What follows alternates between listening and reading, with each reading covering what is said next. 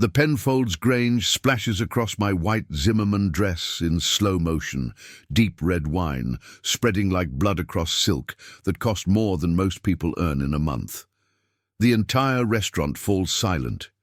Every eye in Key, Sydney's most exclusive dining establishment, turns to watch as my mother-in-law stands over me, her face twisted with contempt, the empty crystal glass still clutched in her perfectly manicured hand.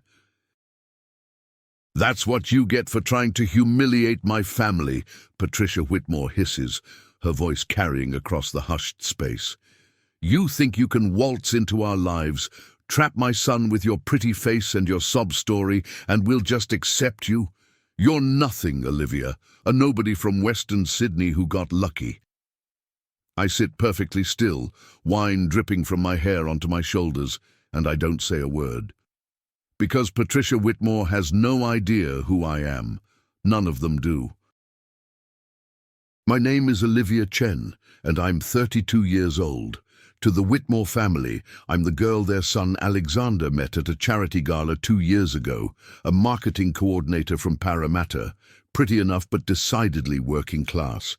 Someone who'd obviously trapped their precious heir into marriage through pregnancy or manipulation or whatever story they've told themselves to explain why Alexander would choose me. What they don't know, what Alexander doesn't even fully know, is that I'm actually Dr.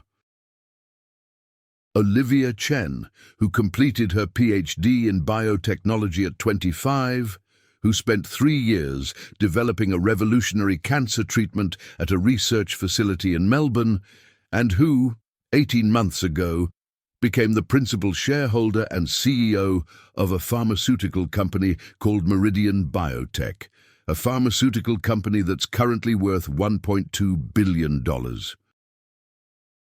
A pharmaceutical company that, as of 9 a.m. this morning, 3 hours before this disastrous lunch, signed a partnership agreement with Whitmore Pharmaceuticals worth $800 million over 5 years.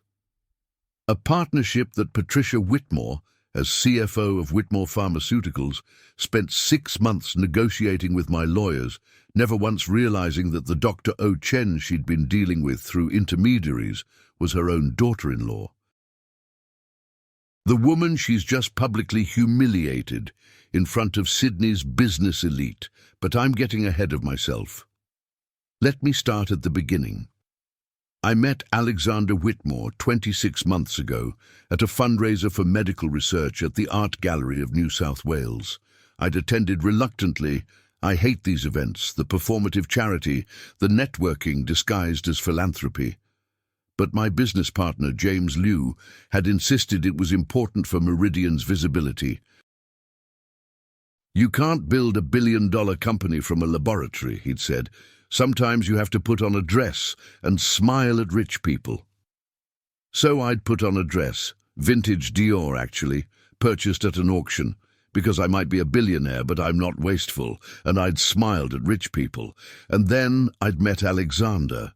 He was standing alone on the terrace, looking out at the harbour, clearly as uncomfortable with the event as I was. Tall, handsome in that effortless way some men have, wearing a suit that probably cost $5,000, but somehow made him look approachable rather than intimidating. "Hiding too?" I'd asked, joining him at the railing. He'd smiled. "Is it that obvious?" "Only to someone else who's hiding." We talked for 2 hours. He told me he worked in pharmaceutical development, a senior researcher at Whitmore Pharmaceuticals, his family's company, but he was clearly uncomfortable with the nepotism implications. I told him I worked in marketing, which wasn't entirely a lie. I did oversee Meridian's marketing strategy, among many other things. We didn't exchange last names, didn't discuss family or money or social standing. We just talked about science, about the frustration of seeing promising research get buried under commercial interests, about the ethics of drug pricing, about our shared dream of making healthcare more accessible. When he asked for my number, I gave it to him. When he called the next day, I answered. When he asked me to dinner, I said yes. For 6 months we dated. We fell in love, and I kept my secret. I told myself it was because I wanted him to know me, not my money. Because I wanted to be sure he loved Olivia, not Dr. Chen, the biotech CEO. Because I'd spent my entire 20s building something extraordinary, and I was terrified of someone wanting me for what I'd built rather than who I was. But I was also testing him, watching how he treated someone he thought was a marketing coordinator earning $70,000 a year. Seeing if he'd be embarrassed to introduce me to his wealthy friends, if he'd expect me to defer to his judgment on important decisions, if he'd assume his career was more important than mine. Alexander passed every test. He treated me as an equal. He was proud to introduce me to his friends. When I had to work late on a marketing campaign, he never questioned it or made me feel guilty. When I said I wanted to keep my own apartment rather than move in with him, because my apartment was actually a penthouse in Barangaroo that would have revealed my wealth, he respected that boundary. He was kind, brilliant, funny, everything I'd hoped to find and thought I never would. After 6 months, I was ready to tell him the truth. I'd planned it carefully, a dinner at my penthouse where I'd finally let him see how I really lived, where I'd explain everything and hope he'd understand why I'd hidden it. But the day before that dinner, Alexander proposed. We were walking through the Royal Botanic Gardens at sunset, and he stopped at a spot overlooking the harbour and got down on one knee, and he said, "Olivia, I don't have much to offer you compared to what you deserve. I know I come with complicated family dynamics, and I know my job keeps me busy, and I know I'm not perfect, but I love you more than I've ever loved anyone, and I want to spend the rest of my life making you happy. Will you marry me?" The ring was beautiful. A simple platinum band with a single diamond, elegant and understated. The proposal was perfect. And I said yes, because I loved him, and because I wanted to marry him, and because I told myself I'd tell him the truth right after, that very night. But then he'd called his parents to share the news, and I'd heard Patricia's voice on speakerphone, sharp and disapproving. "You're engaged? To whom? Alexander, you barely know this girl. What does she do? Where is she from? What's her family background?" And Alexander defending me. "Mum, I love her. That's all that matters." "You'll love her too when you meet her." Patricia's response. "I'll be the judge of that." That's when I should have told him. That's when I should have said, "Actually, your mother and I have already met, professionally. I'm the CEO she's been negotiating with for 6 months." But I didn't, because I heard the tension in Alexander's voice, saw the worry on his face, and I realized that his family's approval mattered to him more than he wanted to admit. And I was curious. What would they think of me when they believed I was nobody? How would they treat someone they considered beneath them? So I kept my secret, and I went to meet the Whitmore family. The Whitmores live in Vaucluse, in a mansion that's been in the family for 3 generations. Old money, pharmaceutical empire, social connections that span decades. Patricia Whitmore is the matriarch, CFO of Whitmore Pharmaceuticals, board member of multiple corporations, one of Sydney's most powerful businesswomen.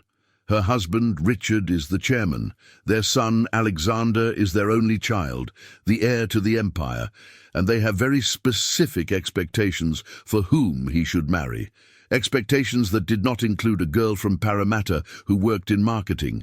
The first dinner was excruciating. Patricia looked me up and down, like I was something she'd found on her shoe.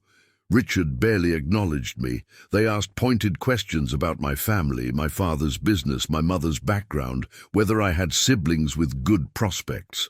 I answered honestly. My father owned a small accounting firm in Parramatta before he retired. My mother had been a librarian. I had a younger brother studying engineering at Western Sydney University.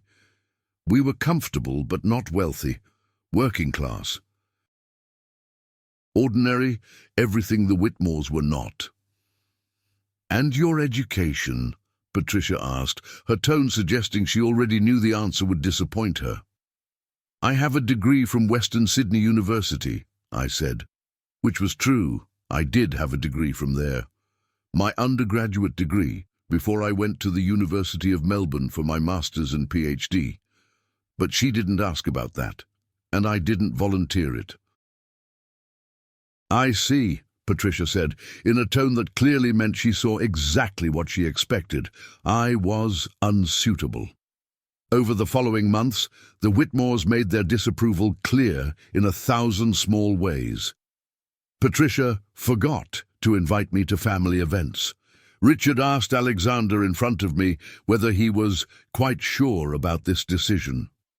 They made comments about my clothes, my hair, my accent, my background.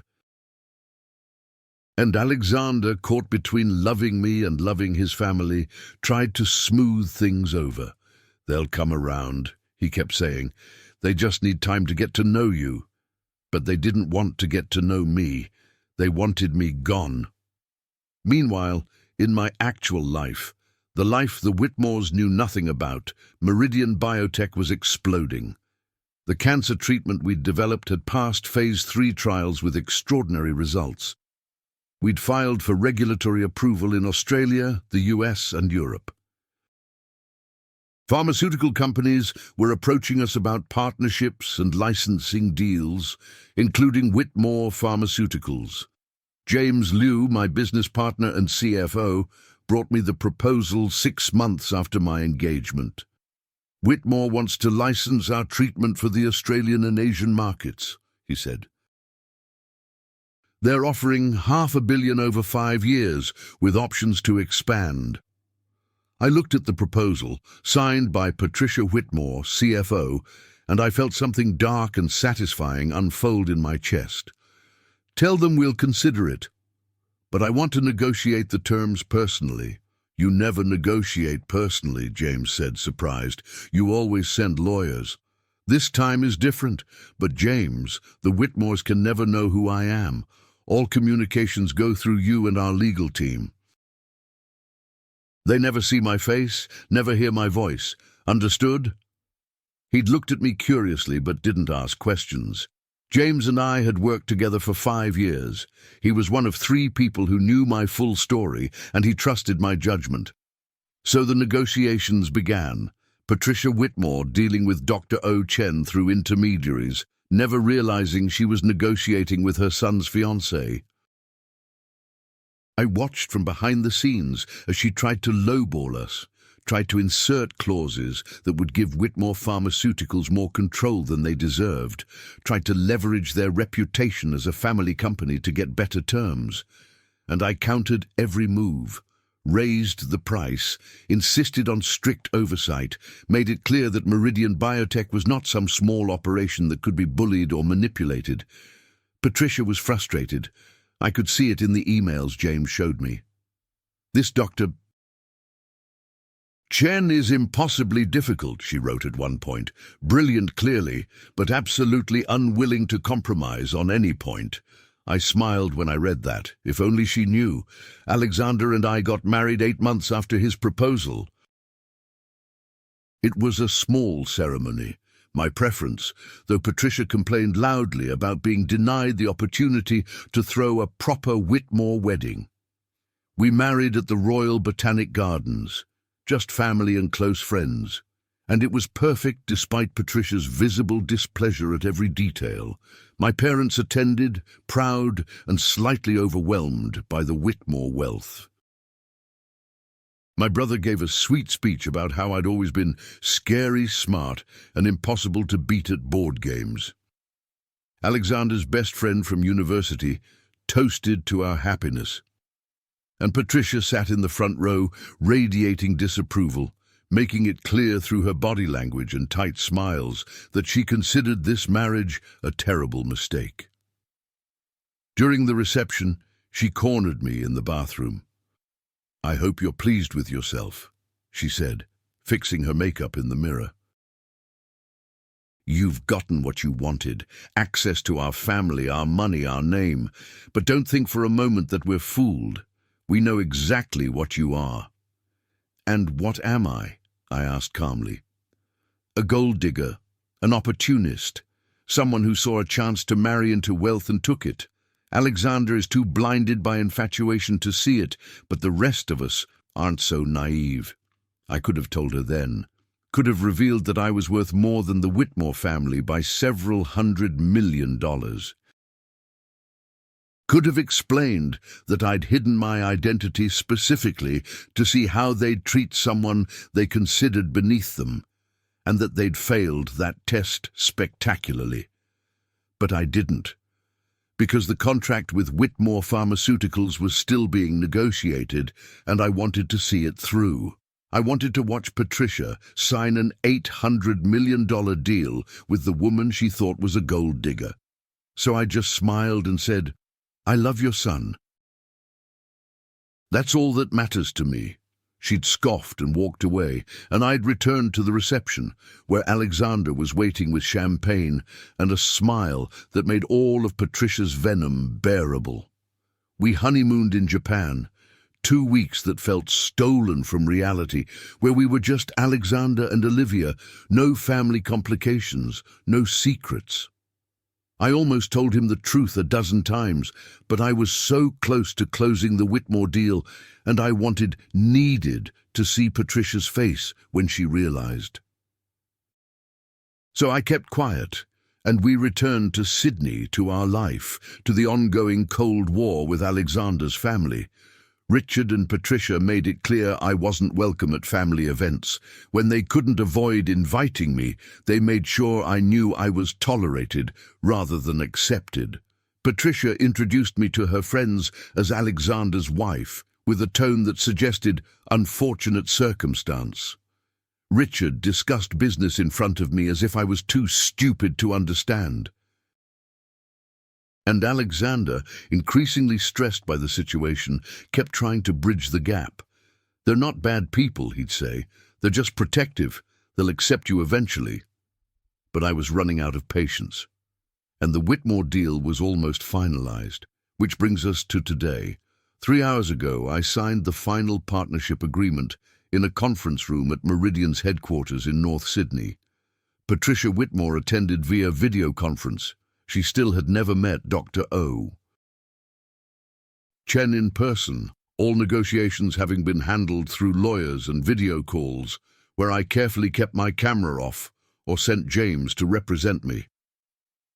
"This is a significant partnership for Whitmore Pharmaceuticals," Patricia had said during the call, her face on the large screen. "We look forward to bringing Dr. Chen's revolutionary treatment to patients across Australia and Asia." James, sitting beside me, had squeezed my hand under the table. The papers were signed. $800 million over 5 years. The biggest deal in Meridian's history and one of the largest pharmaceutical partnerships in Australian history. "Dr. Chen appreciates Whitmore Pharmaceuticals' commitment to making this treatment accessible," James said smoothly. "We look forward to a productive partnership." After the call ended, James turned to me. "When are you going to tell them?" "Soon," I'd said. Very soon. That afternoon, Alexander texted me. "Mum insists on lunch at Key to celebrate a major business deal. She's bringing Dad. Can you make it? I know it's short notice, but it would mean a lot to me if you'd come." I'd hesitated. Key was one of Sydney's most exclusive restaurants, a place where business deals were celebrated and social connections were reinforced. A place where the Whitmores would be surrounded by their peers, their people. A place where Patricia could show off her success to everyone who mattered. "I'll be there," I'd texted back. I'd gone home and changed into the white Zimmermann dress, expensive, elegant, exactly the kind of thing Patricia always criticized me for not wearing. I'd done my hair and makeup carefully. I'd put on the diamond earrings that had been my grandmother's, one of the few expensive pieces I allowed myself to wear around Alexander's family. And I'd gone to Key, where the Whitmores were already seated at the best table in the restaurant, champagne flowing, Patricia in triumphant mood. "Olivia," Alexander said, standing to kiss me. "You look beautiful. We're celebrating. Mum just closed a massive deal, $800 million. Can you believe it?" "Congratulations," I'd said to Patricia, sliding into my seat. "That's impressive." Patricia had smiled, and for once it had almost seemed genuine. "Thank you, dear." It's been a long negotiation, but Whitmore Pharmaceuticals has just secured exclusive licensing rights to a groundbreaking cancer treatment. This partnership will define our company for the next decade. "It sounds like you worked hard for it," I'd said carefully. "I did. The scientist who developed it, Dr. Chen, was impossibly difficult to work with, refused to negotiate on any terms, insisted on the most stringent oversight clauses, demanded an outrageous sum. But in the end, we got what we wanted." She'd taken a sip of wine, satisfied. "That's what happens when you're dealing with academics. Brilliant in the laboratory, perhaps, but no understanding of how business really works." I'd felt Alexander tense beside me, probably worried I'd be offended by his mother's dismissive tone toward education. He didn't know that Patricia was describing me.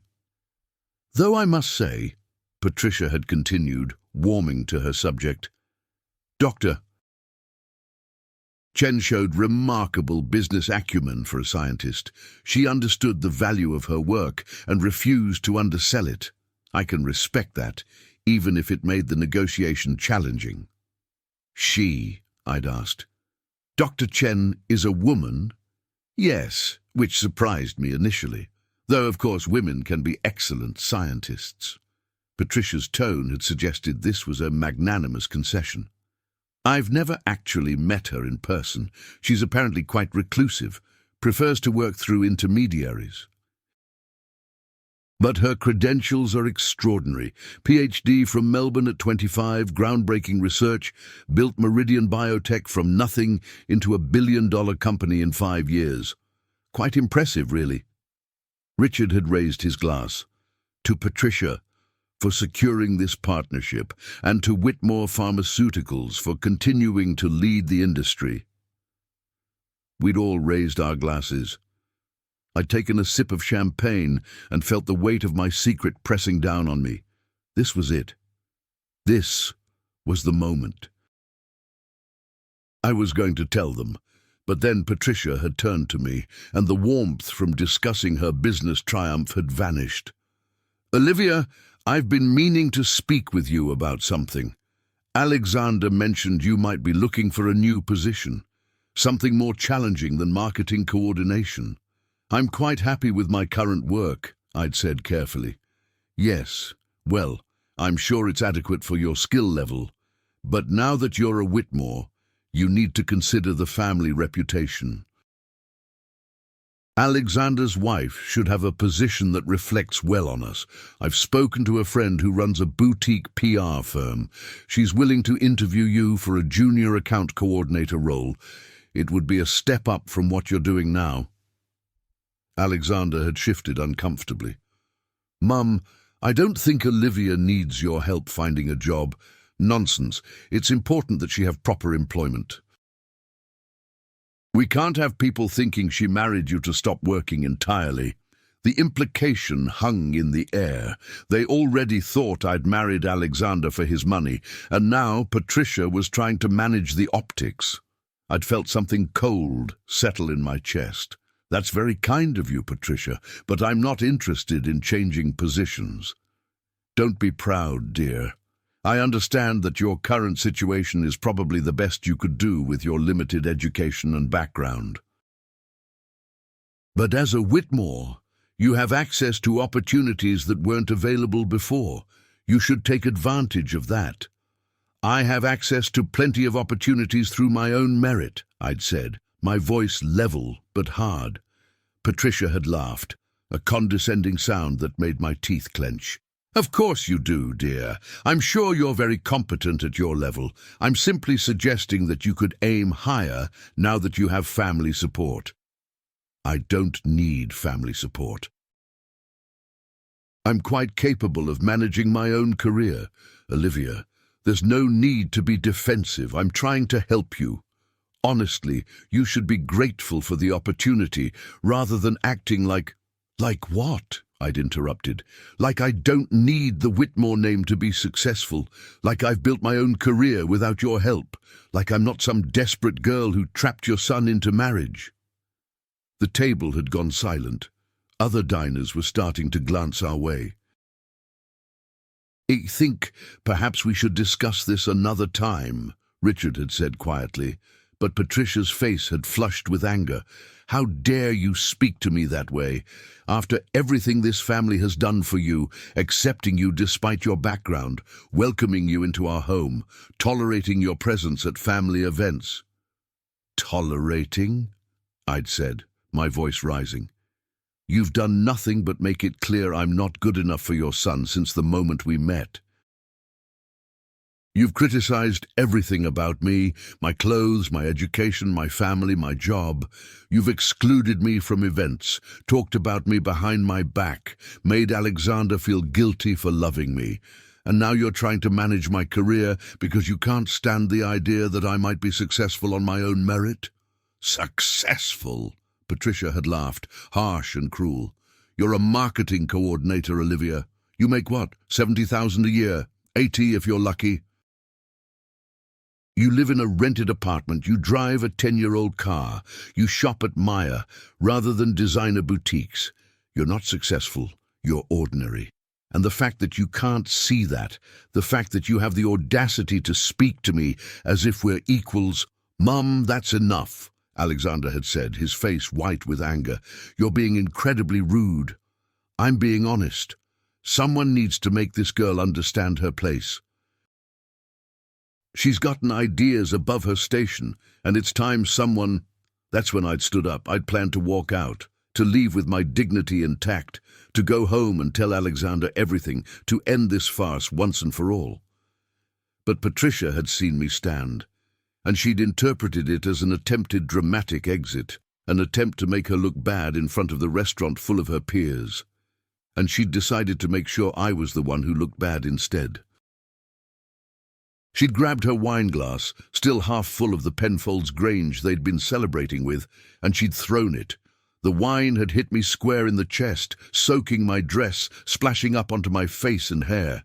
The glass had clattered to the floor, and now I'm sitting here covered in wine, while Patricia stands over me and says, "That's what you get for trying to humiliate my family." You think you can waltz into our lives, trap my son with your pretty face and your sob story, and we'll just accept you? You're nothing, Olivia. A nobody from Western Sydney who got lucky. The restaurant is completely silent. Every eye is on us. I can see phones being discreetly raised. This is going to be all over social media within minutes. Patricia Whitmore throws wine on her daughter-in-law at Key. Alexander is on his feet, furious. Mum, what the hell? But I hold up my hand, stopping him. Because I'm done. I'm done hiding, done pretending, done letting this woman treat me like I'm worthless. I stand slowly, wine dripping from my dress, and I look Patricia Whitmore directly in the eyes. You're right, I say quietly. I am from Western Sydney. My father did own a small accounting firm. My mother was a librarian. I did go to Western Sydney University. Patricia looks triumphant, vindicated. But what you don't know, I continue, my voice carrying across the silent restaurant, is that after Western Sydney University, I got a scholarship to the University of Melbourne, where I completed my master's degree at 23 and my PhD at 25, where I developed a revolutionary cancer treatment that's going to save thousands of lives. Patricia's smile falters slightly. And what you also don't know is that 5 years ago, I founded a company called Meridian Biotech. Perhaps you've heard of it? The color starts to drain from Patricia's face. Meridian Biotech, which is currently worth $1.2 billion. Meridian Biotech, which employs over 200 people and has partnerships with pharmaceutical companies around the world. Meridian Biotech, which just this morning signed an $800 million licensing agreement with Whitmore Pharmaceuticals. Patricia sits down heavily, her face gone completely white. That's right, Patricia. I'm Dr. O. Chen, the impossibly difficult scientist you've been negotiating with for 6 months, the reclusive academic who refused to budge on terms, the woman whose revolutionary cancer treatment is going to define your company for the next decade. The restaurant has erupted in whispers. Phones are definitely out now, recording everything. I didn't tell Alexander because I wanted him to love me for who I am, not what I've built.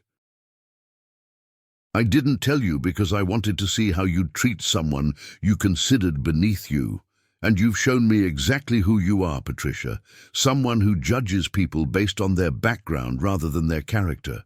Someone who thinks money and social status are the only measures of worth.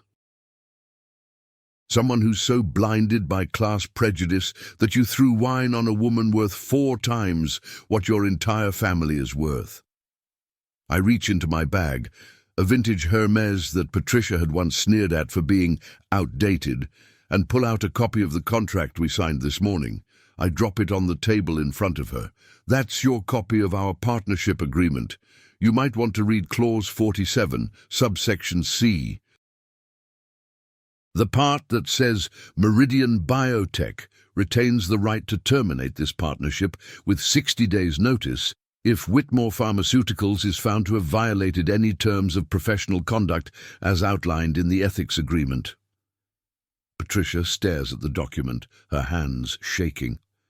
I'm the principal shareholder of Meridian Biotech, Patricia, which means I have the sole authority to invoke that termination clause, which means the $800 million deal you just celebrated.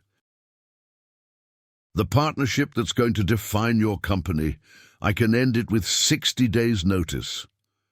You wouldn't, Patricia whispers. Wouldn't I? You just threw wine on me in a public restaurant because you think I'm a gold-digging nobody. You've spent 2 years treating me like I'm worthless. You've made your son miserable, trying to force him to choose between his wife and his family. Why exactly should I continue a business partnership with someone who treats people this way? Richard finds his voice. Olivia, Dr. Chen, please. My wife is upset. She's said things she shouldn't have, but surely we can discuss this rationally. Rationally? I look at him. The way you've rationally ignored me at every family dinner? The way you rationally discuss business in front of me as if I'm too stupid to understand? The way you've rationally supported your wife in undermining my marriage to your son? I turn to Alexander, who's staring at me like he's never seen me before. I'm sorry I didn't tell you. I was going to so many times I was going to tell you. But I wanted you to love me without the complication of money. And I wanted to see how your family would treat someone they thought was ordinary. I got my answer. Olivia, he says, and his voice is full of confusion and hurt and something else I can't identify. You're Dr. Chen? You founded Meridian Biotech without the complication of money. And I wanted to see how your family would treat someone they thought was ordinary. I got my answer. Olivia, he says, and his voice is full of confusion and hurt and something else I can't identify. You're Dr. Chen? You founded Meridian Biotech? Yes. My office is in North Sydney, the penthouse in Barangaroo that I told you was rented. I own it. The marketing campaigns that kept me working late, board meetings and research oversight. Every time your mother complained about my cheap clothes and old car, I was choosing to live simply because I didn't want money to define me. Because I learned early that when people know you're wealthy, you never know if they love you or your bank account. But you let me pay for dinners, Alexander says slowly. For trips. For... Because it made you happy. Because traditional gender roles mattered to you, and I didn't want to emasculate you by revealing I earned 1,000 times what you do. Because I loved you, and I wanted you to feel like you were providing for me, even though I could have bought and sold your family's company 3 times over. The restaurant is in chaos now. People are openly recording, tweeting, calling friends. This is going to be the biggest social media story in Sydney for weeks. Patricia Whitmore throws wine on billionaire daughter-in-law, who's secretly her business partner. Patricia has her head in her hands. Richard looks like he might be sick, and Alexander just stares at me, processing. I need to leave, I say quietly. This dress needs to be cleaned, and I've had enough public humiliation for one day. Alexander, we need to talk, but not here, not now. I turn to Patricia one last time. You have 60 days to decide whether Whitmore Pharmaceuticals wants to continue our partnership. I suggest you spend that time reconsidering how you treat people, especially people you think are beneath you. Because you never know when the nobody from Western Sydney might turn out to be the person who holds your company's future in her hands. I walk out of Quay with my head high, wine-soaked but dignified, leaving behind a restaurant full of shocked diners, a mother-in-law who's just realized she's destroyed her company's most important partnership, and a husband who's just discovered his wife is one of Australia's most successful biotechnology entrepreneurs. My phone starts buzzing before I even reach my car. James, holy shit, it's already on Twitter. Winegate is trending. Are you okay? Me, I'm fine. Schedule an emergency board meeting for tomorrow morning. We need to discuss whether to terminate the Whitmore partnership. James, on it. Also, you're officially my hero. That was the most epic reveal I've ever witnessed. I drive home to Barangaroo, to my penthouse that Alexander has never seen, because I've always met him at his apartment in the city. I shower, washing the wine out of my hair, and I change into comfortable clothes.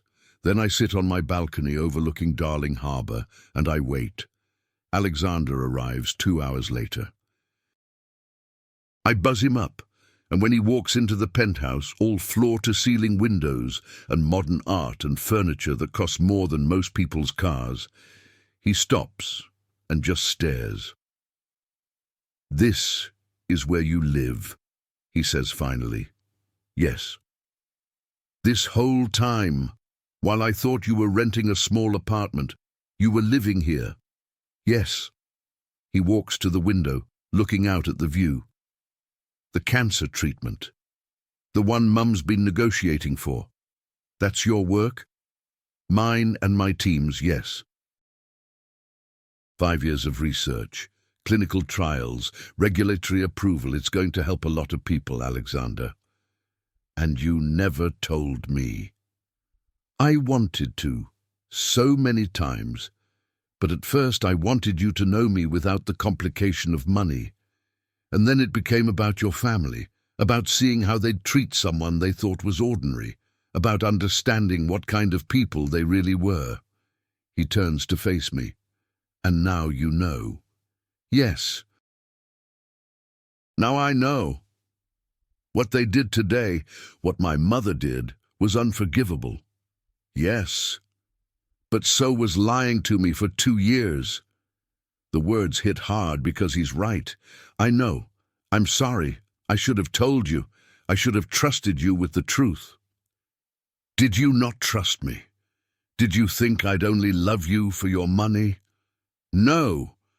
I thought you'd love me regardless of my money.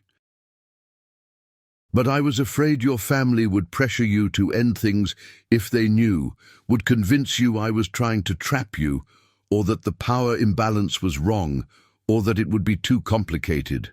And I was afraid that you might agree with them." He's quiet for a long moment. "Do you know what the worst part is? Not that you have money, not that you're successful. I'm proud of what you've built, Olivia. genuinely proud. The worst part is that you thought you needed to hide it, that you couldn't trust me with the truth. You're right, and I'm sorry. My mother threw wine on you. She did, in front of half of Sydney's business elite. Yes. And you're considering terminating an $800 million partnership because of it. I am. He laughs, sudden and surprised. God, you're terrifying. My mother has been bragging about this deal for weeks. It's the biggest thing Whitmore Pharmaceuticals has done in a decade, and you can just end it. I can. The question is whether I should. What do you mean? I gesture for him to sit, and I take the chair across from him. Alexander, your mother humiliated me today. Publicly, deliberately. Part of me wants to burn Whitmore Pharmaceuticals to the ground, just to watch her face as everything she's built crumbles. That's understandable. But terminating the partnership wouldn't just hurt your mother. It would hurt your father, the hundreds of people who work for Whitmore Pharmaceuticals, and most importantly, the thousands of patients who need access to this cancer treatment. The whole reason I developed it was to help people. Using it as a weapon against your mother would betray that purpose. So you're not going to terminate. I didn't say that. I'm saying I need to decide whether continuing this partnership is possible given what happened today. Whether I can work with a company whose CFO thinks so little of me, whether you and I can have a marriage where your mother is always going to be trying to undermine me. Alexander runs his hands through his hair. What do you want me to do? I want you to decide what's more important to you, your family's approval or your marriage, because after today you can't have both. Your mother has made it clear she'll never accept me. And I'm done pretending to be someone I'm not to make her comfortable. That's not fair, isn't it? For 2 years I've watched your mother treat me like garbage. I've endured her criticism, her exclusion, her constant implications that I'm a gold digger who trapped you. I've done it because I love you, and I wanted to give your family time to come around. But they're not going to come around, Alexander. They're never going to accept me. And now they have even more reason to resent me, because I'm not just the working-class girl who married their son. I'm the billionaire scientist who's more successful than they'll ever be. He flinches. So what are you saying, that we can't make this work? I'm saying we can't make it work the way it's been working. Something has to change. Like what? I take a breath. Like you need to set boundaries with your family. Real boundaries. You need to make it clear that how they treated me today was unacceptable, and if it happens again, there will be consequences. You need to stop trying to make peace between me and your mother, because that peace is never going to happen. You need to choose, Alexander, them or me. That's not fair, he says again, but there's less conviction this time. No, it's not. But it's necessary. Because I'm not going to spend the rest of my life being treated like I'm not good enough for you. I've built something extraordinary, Alexander. I've created something that's going to save lives. I deserve respect. And if your family can't give me that, then you need to decide whether you can be married to me without their approval. We sit in silence for a long time.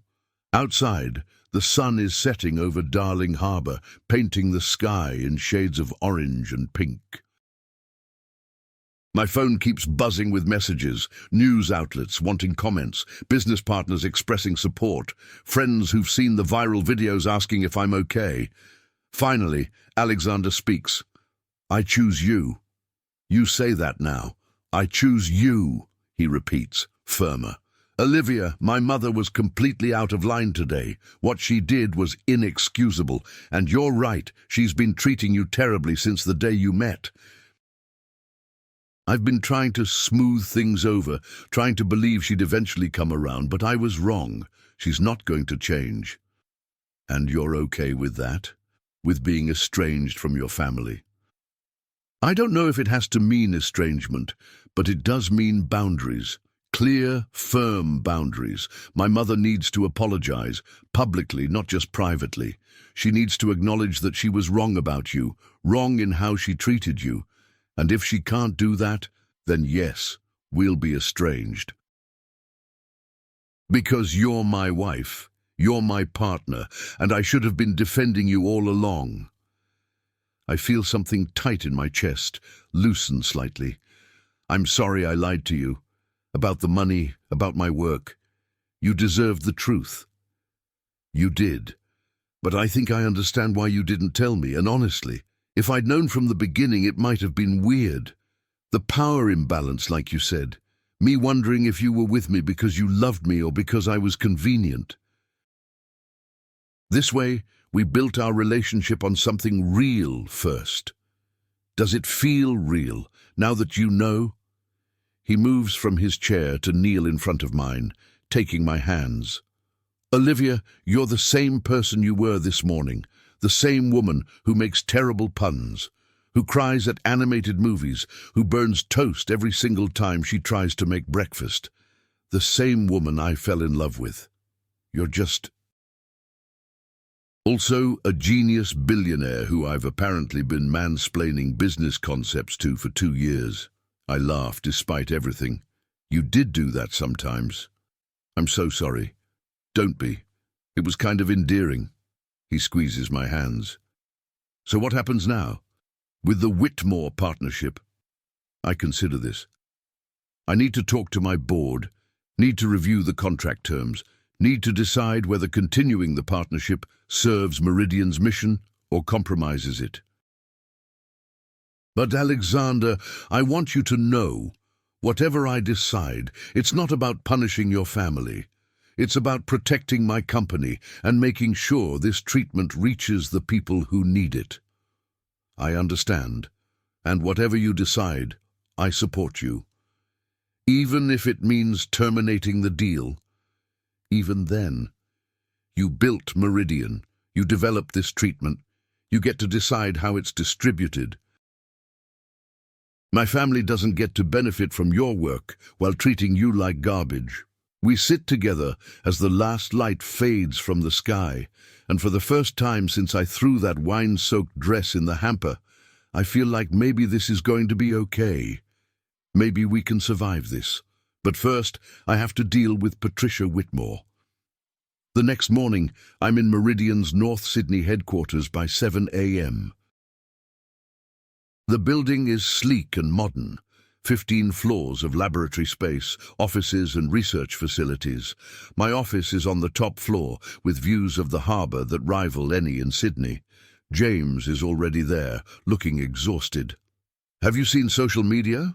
Winegate is still trending. Patricia Whitmore's LinkedIn is being bombarded with comments. Whitmore Pharmaceuticals stock dropped 3% yesterday afternoon. Good, I say, maybe more sharply than intended.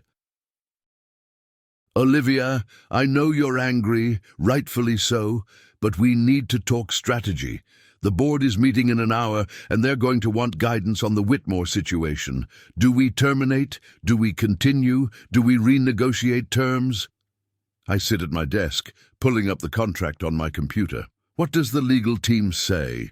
That we have grounds to terminate based on the ethics clause. Patricia's public behavior toward you, her daughter-in-law and our CEO, could reasonably be interpreted as violating professional conduct standards, but they also point out that termination would leave us without distribution in Australia and Asia, which was the whole point of this partnership. What about alternative distribution? We've had offers from 3 other pharmaceutical companies. 2 matched Whitmore's terms, 1 exceeded them. We could transition relatively smoothly. I lean back in my chair thinking, and the patients, how quickly could we switch distribution partners without disrupting treatment availability? Probably 6 to 8 months. There'd be a gap, but it wouldn't be catastrophic. But people would go without treatment during that gap. Some, yes. That's what it comes down to. My anger at Patricia versus the welfare of patients who need this treatment. My pride versus my purpose. Schedule a call with Patricia, I say finally. I want to speak with her directly before the board meeting. Are you sure that's wise? Probably not. Do it anyway. An hour later, I'm on a video call with Patricia Whitmore. She looks terrible. No makeup, her hair unstyled, her eyes red from crying. She's in her home office in Vaucluse, and even through the screen I can see she's devastated. "Dr. Chen," she says, her voice hoarse. "Thank you for taking this call. I'm doing it for the patients who need this treatment, not for you." She flinches but nods. "I understand. I want to apologize." "Save it. I don't want your apology, Patricia. I want to understand whether Whitmore Pharmaceuticals can be a responsible distribution partner for Meridian Biotech, given what happened yesterday." "We can. I can. Dr. Chen, Olivia, what I did was unforgivable. I was cruel and classist, and I let my prejudices blind me to who you really are. I have no excuse. You're right, you don't. But I'm asking you, begging you, not to terminate our partnership. Not because of Whitmore Pharmaceuticals' interests, but because of the patients. This treatment is going to save lives. Terminating our partnership delays that by months, maybe longer. People will die waiting. People might die because of that delay. But people will definitely suffer if I continue working with someone who throws wine on people in public restaurants." Patricia closes her eyes. "What can I do? How can I make this right?" "I've been thinking about this all night. First, a public apology, not a corporate statement, a real personal apology. Video posted to your social media, acknowledging specifically what you did wrong and why. Done. Second, you step down as CFO of Whitmore Pharmaceuticals." Her eyes fly open. "What?" "Olivia, I've been CFO for 15 years, and in those 15 years, you've built a company culture that allows someone in your position to abuse their daughter-in-law without consequences. If you stay as CFO, every interaction we have will be colored by what happened yesterday. I can't work with you, Patricia, not anymore. But if I step down, the partnership continues. With your father-in-law as primary point of contact, or whoever Whitmore Pharmaceuticals appoints as your replacement, but not you. Those are my terms." She's crying now, tears streaming down her face. "You're asking me to give up everything I've built." "No. I'm asking you to face consequences for your actions. You humiliated me publicly. You spent 2 years making my life miserable. You threw wine on me because you thought I was nobody and you could get away with it. Now you're learning that actions have consequences, even for powerful people. And if I refuse, then I terminate the partnership, transition to another distributor, and you lose both your position and the $800 million deal that would have saved your company." We stare at each other through the screen. Patricia looks destroyed, but I can't bring myself to feel sympathy.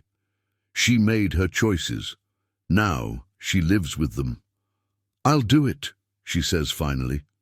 The apology, stepping down. All of it. But Olivia, please, don't let my mistakes hurt the patients who need this treatment. Please. "I won't. But Patricia, understand something. This isn't mercy. This is me choosing to prioritize my company's mission over my personal satisfaction. Don't mistake pragmatism for forgiveness." "I understand." I end the call and sit in silence for a moment. Then I call James. We're continuing the partnership, but with new terms. I want Patricia removed as primary contact.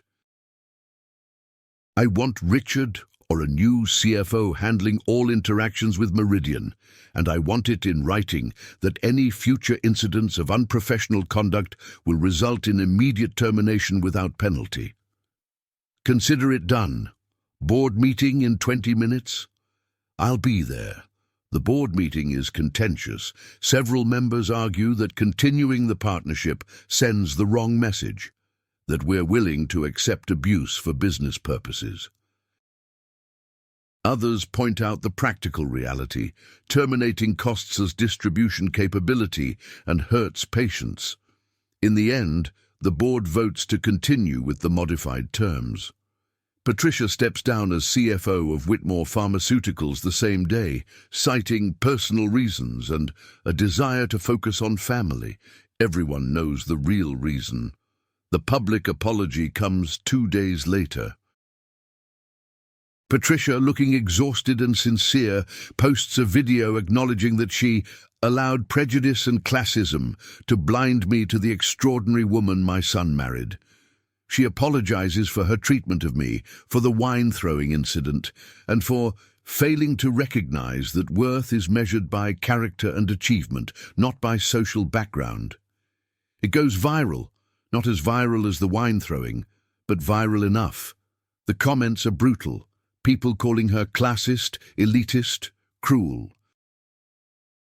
Her reputation takes a significant hit. I don't watch it. I don't need to.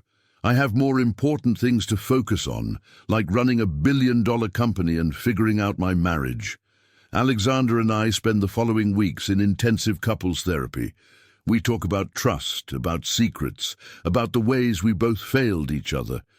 He talks about how hard it was to be caught between loving me and loving his family. I talk about the fear that made me hide who I was. Slowly, painfully, we start to rebuild.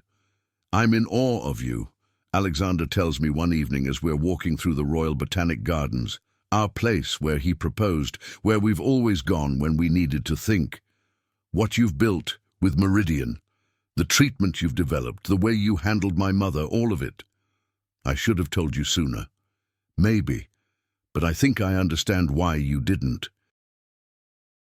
And honestly, Olivia, getting to know you as just you, without the complication of money and success, that was a gift. I fell in love with the woman, not the CEO. I know that now. Are we going to be okay? I ask. Really okay? I think so. But it's going to take time, and boundaries with my family. The boundaries prove necessary. Richard calls 2 weeks after Patricia's resignation, asking if Alexander and I will come to dinner. To try to move forward, he says. As a family. I don't want to go, but Alexander asked me to, and I love him, so I agree. The dinner is at the Vaucluse mansion, just the 4 of us. Patricia looks smaller somehow, diminished. She apologizes again, privately this time, without cameras, without performance. I was wrong about you, she says quietly, about everything, and I'm sorry. Okay, I say, because I don't know what else to say. I'm not ready to forgive her. Maybe I never will be, but I can be civil. I can try. We have dinner. We talk about neutral things, the weather, current events, Alexander's work. Nobody mentions wine or Meridian Biotech or the video that's still circulating online. It's awkward and uncomfortable and nothing like a real family dinner, but it's a start. Afterward, as Alexander and I are driving home, he asks, "How do you think that went?" Honestly, it was terrible, but it was less terrible than I expected. He laughs. That's something, I guess. Your mother really did step down. That's not nothing. She didn't have a choice. She had a choice. She could have refused and lost everything. She chose to accept consequences. That's something. Are you softening toward her? No, but I'm acknowledging that she's trying, which is more than she was doing before. Over the following months, things gradually settle into a new normal. Patricia and I maintain a careful distance, polite when necessary, but never warm. Richard takes over as primary contact for the Whitmore partnership, and our business relationship proceeds smoothly. The cancer treatment launches in Australia and begins showing remarkable results. Patients who were facing terminal diagnoses start experiencing remission. The data is everything we hoped for. Meridian Biotech continues to grow. We're pursuing regulatory approval in additional markets, developing new treatments, building partnerships with research institutions worldwide. And Alexander and I find our rhythm. He knows who I am now, all of me, and he's learning to be married to someone who's more successful than him. It's an adjustment, but he's making it. "I told someone at work about you today," he says one evening. "About Meridian, about your work." "How did that feel?" "Weird. Good weird. I'm proud of you, Olivia. I'm proud to be your husband. Even though I'm more successful than you. Especially because you're more successful than me. Do you know how amazing it is to be married to someone who's changing the world? I'm not changing the world. I developed a treatment. You're saving lives. You're making a difference. That's changing the world." 6 months after the wine-throwing incident, I'm invited to speak at a medical conference in Melbourne. It's a keynote address about biotechnology innovation and pharmaceutical ethics. Alexander comes with me, and as I'm standing on stage in front of 1,000 medical professionals talking about the work I'm passionate about, I see him in the audience. He's beaming, proud, not threatened by my success, not uncomfortable with my visibility, just genuinely happy for me, and I realize we're going to be okay. Not despite everything that happened, but because of it. Because the secrets are gone now, because we know who we really are, both of us. A year after the incident, Patricia sends me a letter. Not an email, an actual handwritten letter delivered by courier. "Dear Olivia," it begins, "I know you don't want to hear from me, and I understand why, but I need you to know that stepping down as CFO was the best thing that ever happened to me. I spent so much of my life building power and status that I forgot what actually matters. My relationship with Alexander has improved. I've started volunteering at a women's shelter, working with women who remind me that worth isn't measured by wealth or social standing. I'm trying to become better than I was. I don't expect forgiveness.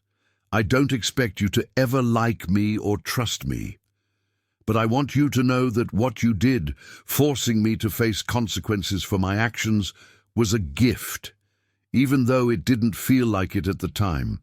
You could have destroyed everything I built.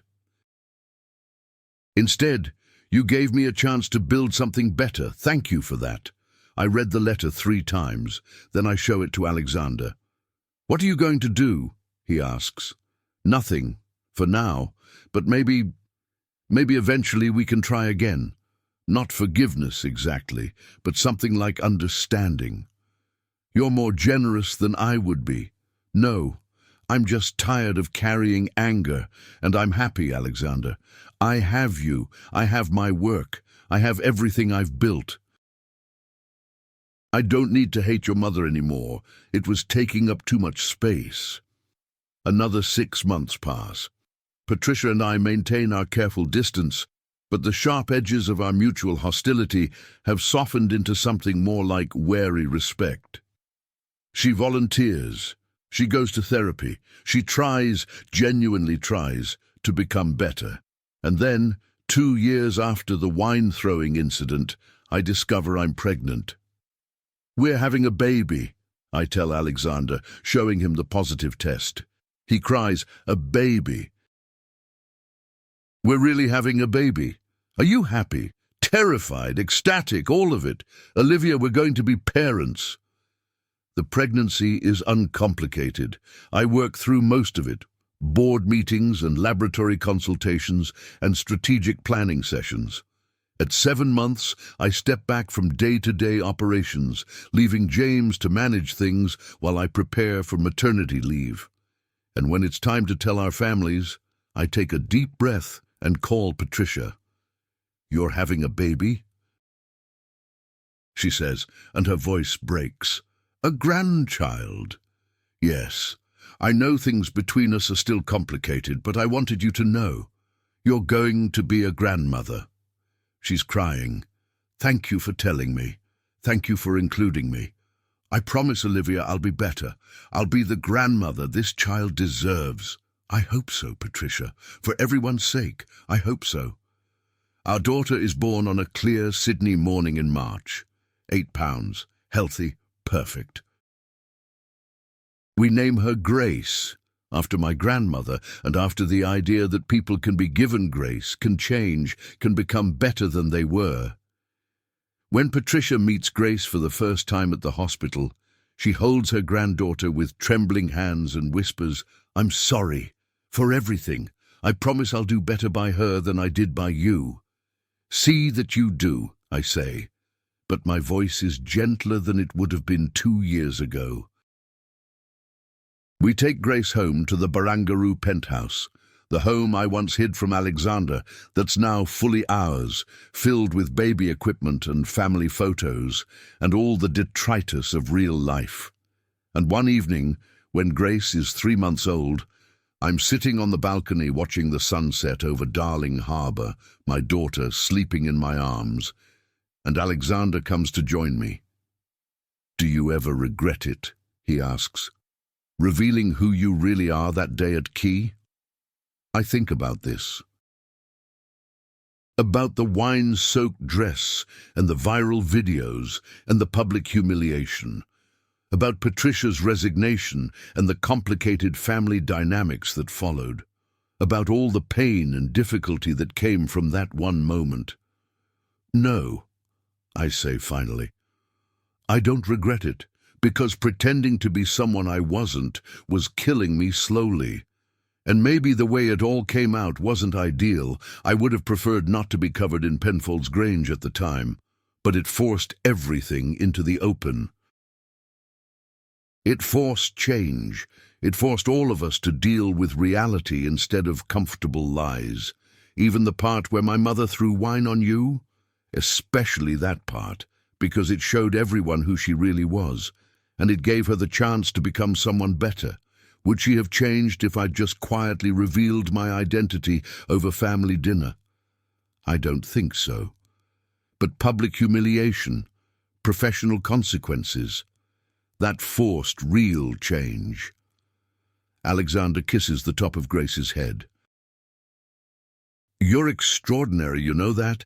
I'm just someone who got tired of hiding, who decided that being authentic was more important than being comfortable. And the wine? The wine was just expensive grape juice. Though I will say, I sent Patricia the dry cleaning bill. Zimmermann silk is not cheap to clean." He laughs. "Did she pay it?" "Immediately, with an apology note." We sit together as the sun sets, our daughter sleeping peacefully, the harbour glittering below us. Somewhere out there, in a mansion in Vaucluse, Patricia Whitmore is probably having dinner with Richard, trying to become the person she should have been all along. And here, in this penthouse that represents everything I built, I'm just Olivia, mother, wife, scientist, CEO, woman who once got